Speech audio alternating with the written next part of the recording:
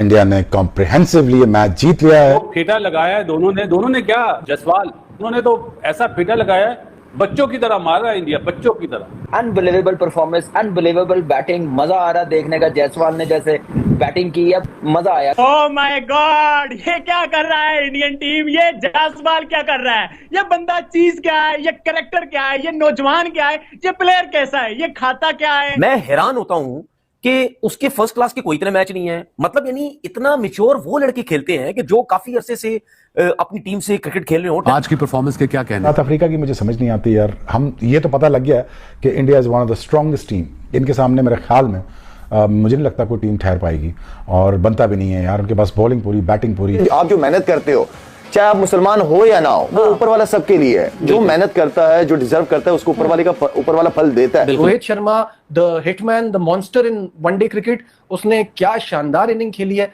पिछले मैच में हम बात कर रहे थे ना कि वो थोड़ा स्ट्रगल कर रहा था, लेकिन इस मैच में खूबसूरत knock. Finally India has made it. अच्छे लड़के हैं, फॉर्म में लगे हुए हैं। मेरे ख्याल में पूरी टीमों में मुझे इनके प्लेयरों की जो पावर हिटिंग है मुझे इतनी पसंद है। इनके बैलेंस, क्या जबरदस्त बैलेंसेस है। ये तो वही लग रहा है जो एक दौर होता था वेस्ट इंडीज का, मेरे ख्याल में वो दौर इंडिया गुजार रहा है। अपनी होम कंडीशन का जबरदस्त फायदा उठा रहा है। मैं पहले मैच से कह रहा था, अगर इनकी पहले बारी आ जाएगी ना, जैसे ये सेकंड बारी में खेल रहे हैं ना, ये ऐसे इनसे खेला नहीं जाएगा। इनसे स्पिनर खेलना बड़ा मुश्किल हो जाएगा। वो आज चीज ना, ड्राई कंडीशन, इंडियन स्पिनर्स दोनों बड़े जबरदस्त रहे हैं। जैसे टेम्बा को आउट किया 48 रन पे, आप देखें अच्छी पार्टनरशिप लगी। इस नॉक में कोई रस्टीनेस नहीं थी, इस नॉक में कोई फ्लूक नहीं था।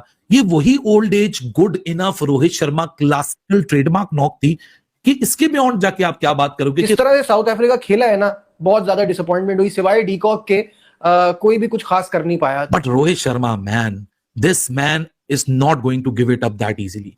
कोई समझता है कि रोहित शर्मा आपको रीजन देके चला जाएगा। 2 मैचों में रन नहीं हुए तो वो समझना शुरू हो गया क्रिकेट खत्म हो गई है।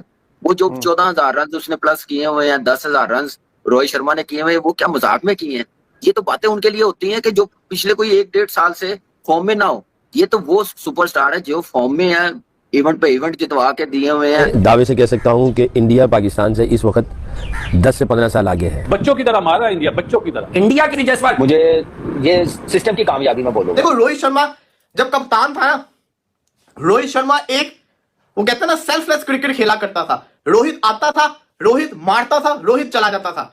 लेकिन अब गौतम गंभीर ने इसके ऊपर इतना प्रेशर क्रिएट कर दिया कि उसने एक सेंसिबल पर्सन बन के क्रिकेट खेली। रोहित शर्मा ने एक सेंसिबल इनिंग्स खेली और रोहित शर्मा ने बताया कि मैं अभी भी वही रोहित शर्मा हूं। और अगर आज इंडिया को मिलते, अगर आज इंडिया पहले बैटिंग कर रहा होता तो रोहित शर्मा का आपको 200 देखने को मिल जाता। रोहित तो ऐसे ही करता है। रोहित की तो आदत है कि रोहित जब स्टार्ट लेता है उसके बाद जो अगला 100 होता है ना, उसका बड़ा तेजी से आता है। और जिसने 200 मार लिया उसके लिए चौथा 200 मैटर नहीं करता। जिस तरीके से आज वो खेल रहा था जी, प्रसिद्ध कृष्णा, कुलदीप यादव 2 दिन पहले लोग इनके ऊपर चढ़ दौड़े, तुम लोग को तो ये नहीं आता, तुम लोग को तो वो नहीं आता, तुम फला हो, तुम ढिमका हो। ठीक है भाई, बॉलिंग में वो डेप्थ नहीं नजर आ रही। पेस डिपार्टमेंट में खास तौर से प्रसिद्ध के आज भी शुरू के 2 ओवर बहुत बुरे गए। लेकिन अब क्या बोलोगे भाई, अब तो वो विकेट लेके चला गया। अब क्या बोलोगे, आज तो वो 4 फॉर लेके चला गया। शुरू के 2 ओवर बुरे करने के बाद तीसरे ओवर से आगे उसने विकेट की लाइन लगा दी। अब लोग कुलदीप यादव को क्या बोलेंगे, अब वो 4 विकेट लेके चला गया। 8 विकेट तो सिर्फ प्रसिद्ध कृष्णा और कुलदीप यादव की झोली में यहाँ गिरी हैं। और साउथ अफ्रीका, जिसको इस विकेट पे इंडिया की तरह बैटिंग करनी चाहिए थी, 350 ही लगाने चाहिए थे। आज भी वैसे ही बैटिंग सरफेस है जिस तरह से रांची में मिला, रायपुर में मिला, यही बैटिंग सरफेस या आपको वाइजिक के अंदर भी दिख रहा है। कोई ज्यादा डिफरेंस नहीं है। वही सिमिलर कंडीशंस आपको सेकंड हाफ में भी मिलेंगी। लेकिन यार कंडीशंस बहुत ज्यादा डिफरेंस डाल देती हैं। लेकिन आज के दौर का एनालिसिस क्या है? आज के दौर का एनालिसिस है, जीत गए तारीफ है, वाह वाह वाह वाह, कमाल कमाल, ये इससे बेहतर तो कोई नहीं दुनिया में, फाड़ देंगे। हार गए, इनसे बुरा कोई नहीं। अरे भाई, गेम की तकनीकी टैक्टिक्स की को भी मद्देनजर रखना पड़ता है। 34 ओवर, आप सबको याद होगा ना, मैं सेकंड ओडीआई में भी एक बात कह रहा था कि यार 34 ओवर के बाद की तो बात करो कि 34 ओवर पहली इनिंग्स में और 34 ओवर दूसरी इनिंग्स में।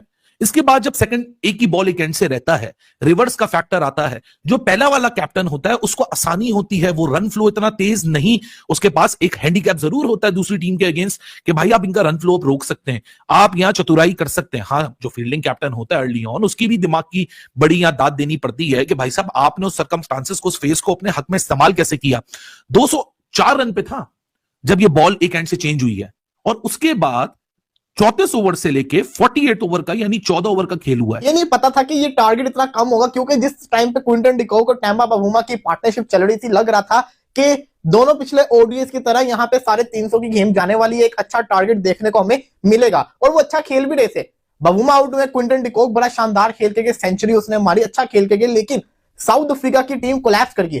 एडन मार्करम को पोजीशन रास नहीं आई, पिछले मैच के हीरो आज चल ना सके, फिर नीचे जितने भी प्लेयर्स हैं उनके उस किस्म की परफॉर्मेंस करके दिखा नहीं पाए। डिजोर्जी के बाहर होने से इनकी जो टीम थी उसका नीचे से जो नीचे वाली पोजीशन थी ना मिडिल ऑर्डर की, वहां पे उनको जिसको कहते हैं ना उसकी कमी फील हुई, विकेट बचा नहीं पाए। और होता क्या है कि अच्छी खासी पोजीशन से लैग कर जाते हैं। भारत की तरफ से यहाँ पे दाद देनी पड़ेगी, बैटिंग विकेट थी, ऐसा नहीं है कि बॉलिंग विकेट थी। यहाँ पे रन्स आ रहे थे, रन्स बल्ले के ऊपर आ रहे थे, यहाँ पे इजी थी बैटिंग करना, लेकिन भारतीय बॉलर्स ने बॉलिंग बड़ी शानदार की। 4 विकेट देखे गया प्रसिद्ध कृष्णा, लेकिन जो 4 मेरी नजर के अंदर क्रूशल विकेट थी वो कुलदीप यादव, जिसको कहते हैं ना आउटस्टैंडिंग किस्म की बॉलिंग करके गया। हमेशा की तरह कुलदीप यादव हर दफा, अब तो आदत सी होगी कुलदीप यादव को देखते हुए कि उसने आना है, उसने विकेट्स निकालनी है और वो बड़ा इंडिया का एक मेन स्पिनर बना हुआ है। बहुत अच्छा comeback is not the proper right word, लेकिन गेम कहीं ना कहीं थोड़ा सा इवन लग रहा था अभी जब कुलदीप का जो अभी लास्ट स्पेल है उससे पहले, और South Africa they were looking to press और 325 के आसपास का कहीं ना कहीं माइंड में सोच रहे होंगे, लेकिन कुलदीप यादव ने आके ऊपर नीचे एक के बाद एक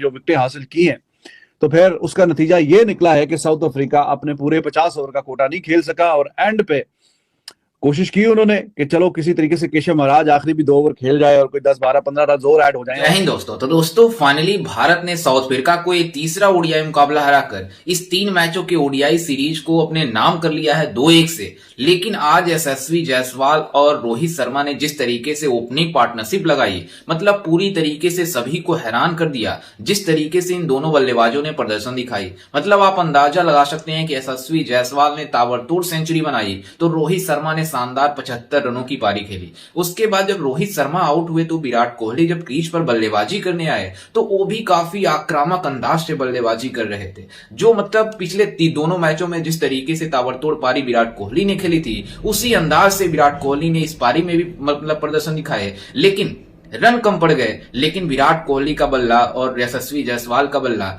गरजना नहीं छोड़ा। जिस तरीके से जिस इंटेंट से बल्लेबाजी करनी चाहिए उसी तरीके से दोनों बल्लेबाज बल्लेबाजी कर रहे थे। और उसके पहले रोहित शर्मा ने जिस तरीके से यशस्वी जायसवाल का साथ दिया, मतलब दोनों खिलाड़ियों ने कमाल कर दिया और भारत ने इस 3 मैचों के ओडीआई सीरीज को 2-1 से अपने नाम कर लिया है। जिस तरीके से मतलब बातें हो रही थी रोहित शर्मा विराट कोहली को लेकर, इसके पहले कि रोहित इन दोनों खिलाड़ियों को अब बाहर कर देना चाहिए, क्योंकि इन दोनों खिलाड़ियों के पास वो इंटेंट नहीं है खेलने के लिए जो ओडीआई क्रिकेट में होनी चाहिए। क्योंकि जिस तरीके से इनके ऊपर ट्रोलिंग हो रही थी, उसी तरीके से अब इनको लेकर काफी ज्यादा बातें होनी शुरू हो गई कि इनके अलावा टीम, इनके मतलब अगर जब ये टीम में नहीं रहेंगे तो इनके अलावा कोई टीम में है ही नहीं जो प्रदर्शन कर सके। लेकिन आज यशस्वी जायसवाल ने प्रूव किया वो अपनी पार्टनरशिप करके कि किस तरीके से बल्लेबाजी करी जाती है। पिछले मैचों में हमने 359 रन बनाए थे, लेकिन फिर भी हम मैच हार गए थे, क्योंकि टॉस हारने के बाद जो भी टीम बल्लेबाजी कर रही है पहले, मतलब वही टीम हार रही है। क्योंकि बल्लेबाजी शुरुआत में तो अच्छी हो जा रही है, लेकिन मतलब गेंदबाजी अच्छी हो जा रही है, लेकिन दूसरे इनिंग में गेंदबाजी कराना कितना मुश्किल होता है ये आज साउथ अफ्रीका के गेंदबाजों को लग पता गया होगा। क्योंकि हमारे गेंदबाजों ने जिस तरीके से दूसरे मैच में मतलब गेंदबाजी करी थी, 359 रन हमसे मतलब डिफेंड नहीं हो पाए थे। तो आप अंदाजा लगा सकते हैं कि साउथ अफ्रीका के गेंदबाज क्या डिफेंड कर पाएंगे 271 रन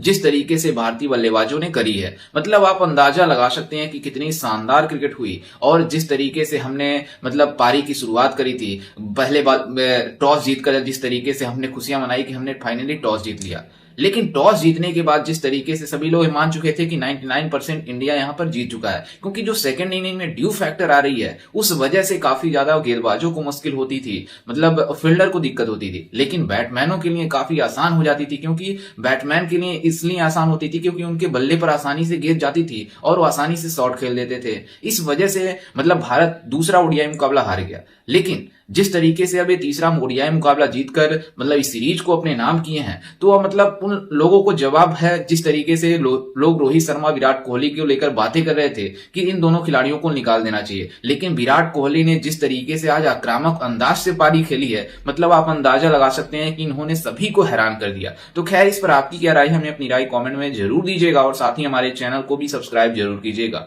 मिलते हैं किसी अन्य वीडियो में, तब तक के लिए जय हिंद, वंदे मातरम।